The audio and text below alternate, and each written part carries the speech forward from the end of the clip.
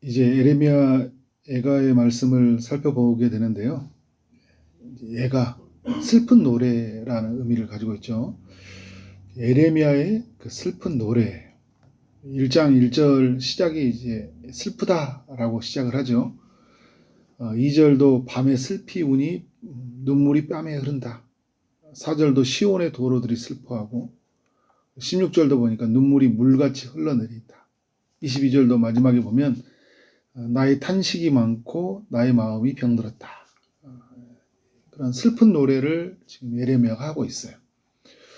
왜 이렇게 슬픈 노래를 하는 걸까요? 너무 많은 것들이 무너져 버렸기 때문에. 어떻게 보면 전부가 무너져 버렸죠. 1절을 보면 전에는 사람들이 많은 도성이었는데 많은 땅에 많은 사람들이 있었는데 이제는 적막하게 되었다. 사람들이 사라졌다는 거죠.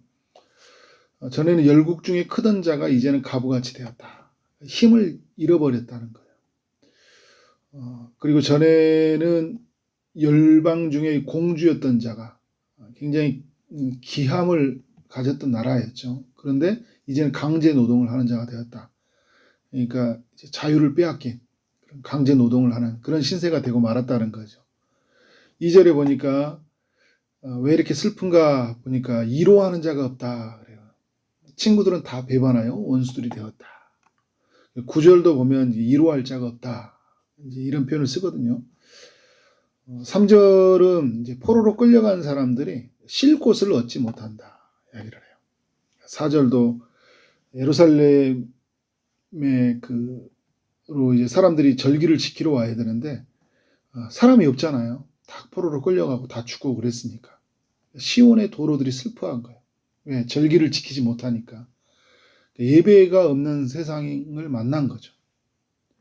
5절에 대적들이 어린 자녀들을 사로잡아 갔어요. 그래서 이 유다 땅은 어떤 세상이 됐냐면 다음 세대가 사라진 세상이 된 거예요. 미래가 사라진 세상. 출애굽할 때 마지막에 하나님이 그 장자를 멸하시잖아요. 애굽에 미래 세대를 끊어버린다는 거거든요. 이게 지금 어디에서 일어나고 있냐면 유다 땅 안에서 일어난 거예요. 6절에 지도자들 꼴을 찾지 못하는 사슴처럼 도망을 가고 말았다. 리더가 없는 세상이 된 거예요. 누구 하나 붙잡을 사람이 없어요. 누구 이끌어줄 사람이 없는 거죠. 7절을 보니까 대적의 손에 넘겨졌는데 돕는 자가 없다고 합니다. 대적들은요 그의 멸망을 비웃어요. 8절도 보니까 그들의 우리 모든 벗겨진 것들을 보면서 업신여긴다. 이런 현실을 만나게 된 거예요. 10절도 보니까 이제 성전의 모든 보물들이 그 대적들에게 빼앗기고 11절에는 이제 보물들이 있는데 먹을 것이 없어가지고 이제 보물들과 다 바꾼 거죠. 완전히 이제 재산도 다 잃고 생존을 위해 살아야 되는 굉장히 그런 어떤 상황들을 맞이하게 된 거예요. 어떻게 다 이런 일이 일어난 겁니까? 5절도 8절도 이야기하는 게 뭐냐면 죄가 많다라는 거예요. 8절에 예루살렘이 크게 범죄했다. 그래서 조석거리가 되고 업신여김을 당했다. 이 이야기를 해주고 있는 거예요. 모든 것은 죄 때문에 파괴되었다라는 거죠. 그래서 1절부터 11절까지는 이 파괴된 세상이라면 12절 이하는 파괴된 세상에 대한 에레미야의 탄식이에요. 계속 이 탄식에 대한 이야기가 이제 뭐 1절부터 쭉 이어지고 있죠. 뭐 슬프다라고 이야기를 하고 있으니까. 근데 12절 이하에 보면 지나가는 모든 사람들에게 막 하소연을 하거든요. 하소연을 할 사람이 없으니까 다 사라졌잖아요. 지나가는 사람들에게 하소연을 하고 있어요. 너무 지금 힘든 상황을 만나게 되었다는 거예요. 왜요? 죄 때문에. 하나님이 그 죄에 대한 그 진노를 하셨죠. 12절에 진노하신 날에 나를 괴롭게 하신 것이로다. 하나님의 그 진노가 얼마나 컸냐면 13절에 보니까 종일토록 나를 피곤하게 하여 항폐하게 하였도다. 죄의 무게예요. 죄의 멍에죠. 14절에 내 죄악의 멍에를 그의 손으로 묶고 얽어 내 목에 올리사 내 힘을 피곤하게 하였다. 여러분 이 죄에 대한 이 고통은 이만큼 크다는 거죠. 근데 예레미야가 깨어있는 게 뭐냐면 이 모든 것을 죄로 본다는 거예요. 그러니까 여러분 우리가 힘든 건 뭔지 아세요? 문제가 왜 일어난지 모르는 거예요. 그러니까 다른 사람 탓만 하는 거죠. 바벨론 탓만 하는 거예요. 내가 뭔 짓을 하는지 모르는 거죠. 바벨론을 통해서 나에게 하나님이 징계하신다라는 것을 깨닫지 못하는 게 가장 큰 불행이죠. 그래서 이제 그 15절에 보니까 내 주께서 술틀에 밟으셨도다. 16절에 이로 말미암아 내가 우니 내 눈에 눈물이 물같이 흘러내리는데 나를 이로하여 내 생명을 회복시킬 자가 멀리 떠나버렸다는 거예요. 진정한 이로자, 이 모든 것을 회복시켜 주실 분이 하나님이신데 어떻게 하나님이 멀리 떠났어요. 왜요? 죄 때문에.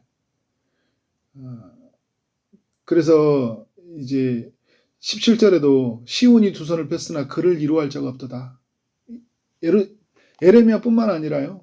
시온, 예루살렘 말이죠. 유다 백성들이 사는 하나님 예배하는 곳인데 두 손을 폈으나 그를 이루할 자가 없다 이야기를 하고 있어요. 이런 세상을 지금 유다 백성들 그리고 예레미야가 만난 거예요. 예레미야는 지금 유다 땅에 남아 있잖아요. 다 포로로 끌려가고 남아 있어요. 남아 있어서 이제 부르는 노래가 바로 예레미야 애가이거든요. 우리가 이런 말씀을 보면서 오늘 어떤 생각을 가져야 되냐 할 때 크게 세 가지를 생각을 가져야 된다는 생각이 들어요. 첫 번째는 뭐냐면 죄의 고통이 얼마나 큰지를 우리가 알고 죄의 자리에 우리는 절대 서지 말아야 된다.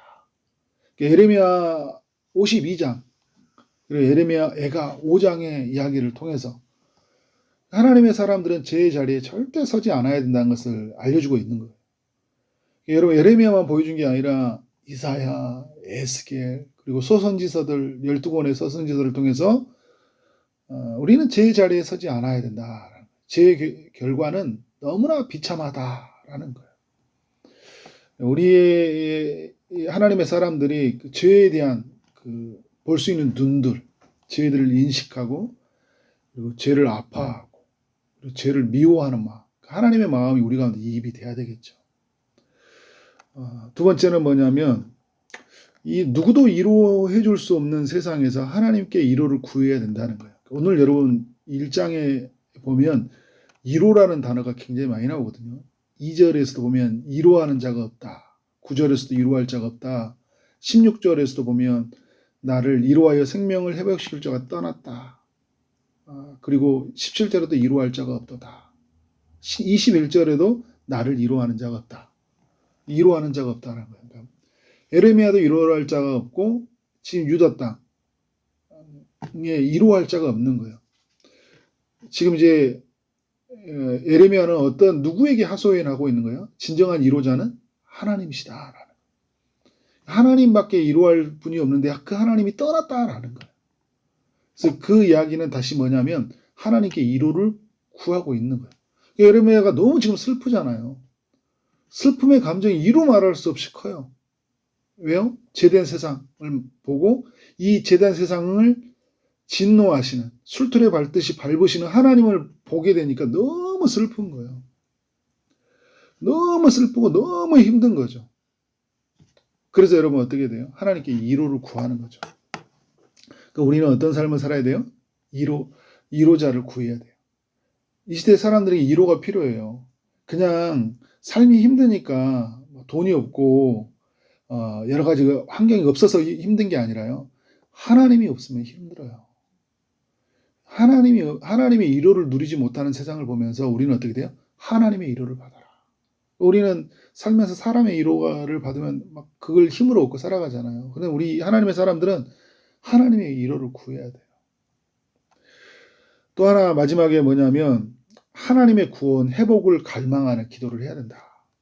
예레미야가 이렇게 보면요. 오늘 말씀을 보면 계속 이렇게 기도를 해요. 순간순간마다 기도를 합니다. 9 9절에 보면 여호와여 원수가 스스로 큰 채하오니 나의 환난을 감찰하소서. 10절에서도 그 보물을 빼앗기고 그 성전의 보물이 빼앗긴 세상을 보면서 하나님 앞에 그 탄식의 기도를 올려드리고, 그리고 11절에서도 먹을 것이 보물과 바꿔버리면서 비천해진 삶을 보면서 뭐라고 합니까? 나는 비천하오니 여호와여 나를 돌보시옵소서. 그러니까 하나님께 기도하고 있는 거예요. 그래서 그 사람들에게 막 하소연 12절에 하다가도 다시 에레미야가 오는 건 뭐냐면 하나님 앞에 시선을 향한다라는 거예요. 너무 힘들면 막 사람들 앞에, 우리 믿음의 사람 동역자들이 없잖아요. 지나가는 사람들한테 우리가 지금 하나님의 진노를 만나 술들이 밟은 것처럼 완전히 멸망해 버렸습니다, 막 이야기를 하다가 다시 시선을 하나님께 향하는데 20절에 그러잖아요. 여호와여 보시옵소서. 내가 환난을 당하여 나의 애를 다 태우고 나의 마음이 상하오니 나의 반역이 심히 크니이다. 에레미야가요 기도하는데 뭐라고 하냐면 나의 반역이 심히 크다 이야기를 하고 있어요. 이스라엘이 남유다가 지금 죄를 범했는데 누구의 죄로 여기고 있어요? 나의 죄로 여기잖아요. 그러니까 느헤미야 이런 그 총독들, 그리고 에레미야 이런 사람들 보면요, 또 믿음의 사람들 모세나 이런 사람들 보면 동족이 지을 죄를 가지고 있는데 나의 죄로 여겨요. 왜? 내가 유다 백성이잖아요. 이게 굉장히 중요해요, 여러분. 이 시대에 죄가 만연하다가 할 때 나와 나도 거기 안에 있는 거잖아요. 나의 죄거든요. 이 에레미야가 하나님 앞에서 이제 그렇게 기도를 하고 있는 거예요. 하나님, 내가 반역이 크다. 그리고 이제 11절에 자기의 처참한 상태를 고백하고 있는지요. 나를 위로하는 자가 없고 나의 원수들은 내가 이렇게 비참함에 빠지고 유다 백성들이 이렇게 업신여김을 당하는 걸 보면, 이런 상황을 보면서 기뻐하나이다. 그래서 그들에게 막 복수하고 싶은 이런 마음인데 그들을 하나님께 맡기고 있어요. 11절에 그들의 모든 악을 주 앞에 가지고 오게 하시고 나의 모든 죄악들로 말미암아 내게 행하신 것 같이 그들에게 행하옵소서. 그러니까 그 바벨론이고 주변의 나라들이 이렇게 멸망시켰는데 정말 너무 화가 나고, 내가 죄 때문에 너무 하나님 앞에서 이렇게 큰 징계를 받는 것도 너무 속상한 일이지만 그 진노의 도구로 사용되는 이방 민족들을 보면서 또 너무 화가 나거든요. 그런데 그 모든 것을 누구에게 맡기는 거예요? 하나님께 맡기는 거예요. 근데 자신의 상태를 마지막에 뭐라고 이야기하냐면 나는 탄식이 많고 내 마음이 병들었다. 그러니까 자신의 상태, 그리고 이방들의 가지고 있는 짓밟음, 그리고 자기 나라의 상태, 누구 앞에 아뢰고 있어요? 하나님 앞에 아뢰고 있는 거예요. 하나님의 사람들은 어떻게 돼야 돼요? 이 모든 문제를 가지고 하나님 앞에 서야 됩니다. 하나님이 해결하시도록, 하나님이 이루어 주시도록, 하나님이 다시 회복시켜 주시도록. 에레미야의 이 슬픈 노래는요, 슬픈 노래로만 끝나는 것이 아니라 하나님을 향한 기도로 향해지고 있는 거예요. 그래서 여러분, 우리의 눈물의 기도가 필요한 거예요. 그래서 그런 의미에서 눈물의 기도, 에레미야 같은 탄식의 기도가 필요한 거예요. 이런 게 여러분, 에레미야뿐만 아니라 느헤미야가 성벽이 무너졌을 때 슬피 울었잖아요. 그리고 죄악으로 가득한 예루살렘 도성을 보면서 예수님이 어떻게 해요? 슬피 울잖아요. 오늘 우리 안에서 이런 슬피 우는 이 시대를 향한, 그리고 나의 삶의 그 무너지는 것을 보고 그 슬피 울미, 그냥 우는 것으로 끝나는 것이 아니라 어떻게 돼요? 하나님께 기도함으로. 그래서 하나님의 뜻이 우리 가운데 이루어지는 역사가 우리 모두에게 있기를 주님 이름으로 축원합니다. 기도하도록 하겠습니다. 하나님 아버지, 에레미야의 말씀을 읽고 묵상하게 하시니 감사합니다. 주님, 죄로 말미암아 너무 많은 것이 사라져버리는 유다 땅이었습니다. 사람도 사라지고 또 힘도 잃고 강제 노동을 해야 되는 신세가 되고 위로하는 자가 없고 친구가 없고 쉴 곳이 없고 예배가 없는 세상, 다음 세대가 사라지고 또 지도자들이 사라져버린 세상, 비웃음과 업신여김을 당하는 이 세상을 말씀을 통해 우리가 살펴보게 하시니 감사합니다. 하나님, 이 시대에도 동일하게 죄로 말미암아 많은 것들이 사라져 있는 것을 보게 됩니다.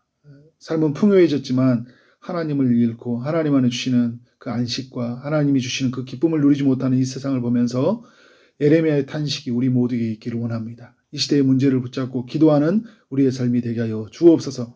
이 세상에 누구도 이루어 줄 수 없지만 우리가 하나님 기도하는 중에 하나님의 이루를 경험토록 축복하여 주옵소서. 오늘 또 주의 응답을 기다리는 이들이 싸우니 주님이 찾아가시서 일하시되 특별히 아픔 중에 있는 이들에게 주님의 치료의 강선을 비춰주시고 고쳐 주옵소서. 취업을 준비하고 결혼을 준비하고 임신을 준비하고 시험을 준비하는 모든 이들에게 은혜 베풀어 주옵소서. 오늘 하루 만나는 모든 사람들에게 주의 사랑이 흘러가기를 소원하옵고 예수 그리스도 이름으로 기도를 쌓옵나이다. 아멘.